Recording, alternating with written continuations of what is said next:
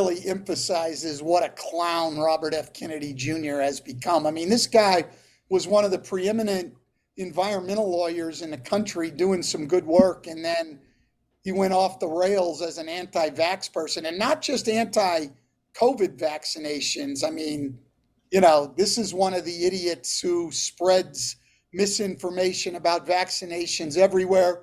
His entire family has disavowed him as a political candidate. He's an embarrassment to an iconic political family, albeit with their own, they have a lot of problems throughout the family on some personal things, but an iconic political family who all just want us to ignore this guy. I mean, this is a joke. Former NBA coach and current basketball analyst Stan Van Gundy trashed Robert F. Kennedy Jr. and you know who? Robert F. Kennedy Jr. knows damn well he's not going to be president.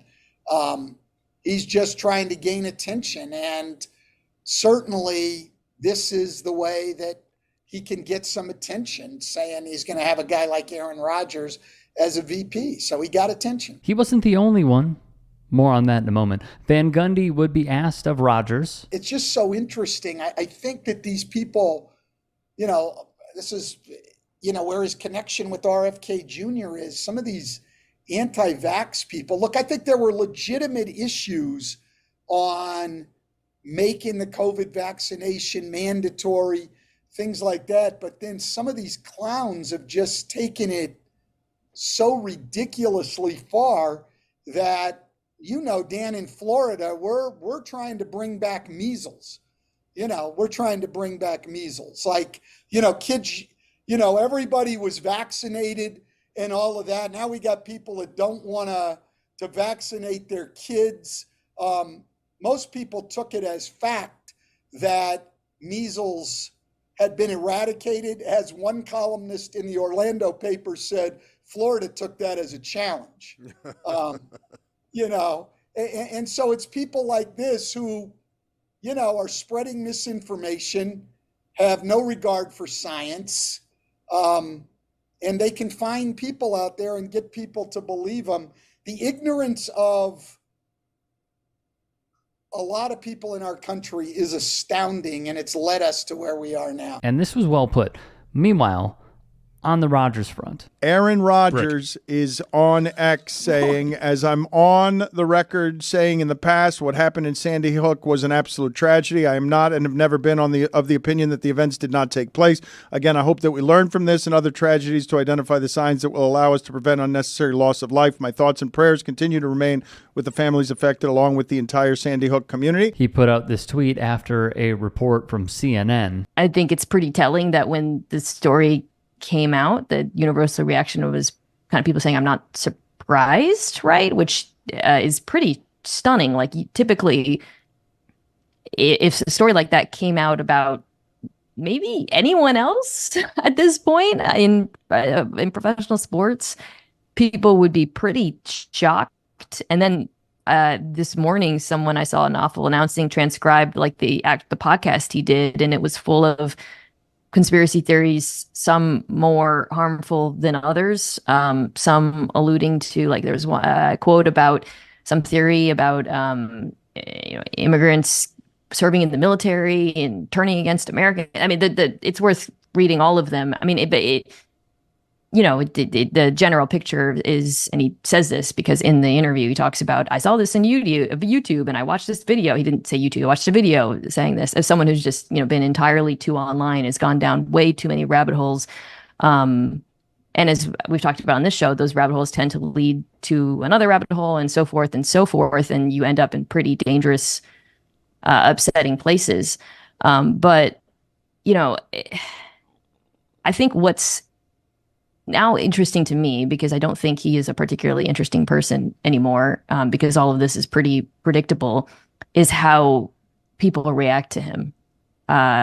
Whether, like, what this means for the perception of who he is as one of the faces of the NFL, whether he can be anymore, whether fans can sit with this.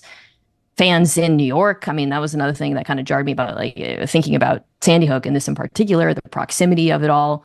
Again, he's denied it sort of, he put out this statement. I'm kind of wondering, like, what happens next for him in the public imagination, setting aside the VP aspect of it all, right? Like, because this is pretty reputation damaging stuff. It should be. And Mina Kimes would be as insightful as ever. First things first, if there are any stories we missed, if there are any that you would like to submit, get at me and follow me on Twitter, Instagram, TikTok. DMs are open. And please, if you can, support the network, keep us afloat, make a donation, go to tyt.com/join. Would greatly appreciate it. When I look at Robert F. Kennedy, what I see is, as Stan Van said, a man who has evolved by riding the downslope. He has clearly, in my view, from his stances flip-flopping over the years, gone from environmental lawyer, some would even say an environmental activist, to then being a conspiracy theorist who has embraced Michael Flynn, Roger Stone, Steve Bannon. I don't know if this is him needing the money or if it's just simply, as some people do in life, going down the rabbit hole of conspiracy theories in order to validate their own conspiratorial thoughts. It does say a lot, however, that his closest confidants are the same ones that are connected to Donald Trump. It just says a lot. And in addition, the whole, I'm thinking about having Aaron Rodgers as my VP pick, two schools of thought. The first is, he is of the same mind. They are friends. On Joe Rogan's show, Aaron Rodgers has talked about it extensively when he's gone after Mr. Pfizer, as he coins him, simply because Travis Kelce says, hey, I think that we should try to protect as many people as possible. He challenged Kelce and Dr. Anthony Fauci, who he says, I won't even repeat it. Go and watch it. So he said that he'll take Robert F. Kennedy in a debate. He would lose, and he would lose time and time again. But it says a lot also that CNN's Pamela Brown put out the report that she had a conversation with Aaron Rodgers, who is allegedly a Sandy Hook truther. His words were put very carefully in that tweet, but I will say this, and as we have seen over the years, when there are candidates for any position, president, vice president, speaker, senator, congressional person, state senator, mayor, doesn't matter. There are so many things that are being placed on the back burner to be put out when that person gains a little traction. We have seen it throughout the years. It is a simple playbook. And if you think this is the worst that any network has discovered about Aaron Rodgers, you're fooling yourself. There is a lot more. I would guarantee it. And I would guarantee that this is the tip of the iceberg for him.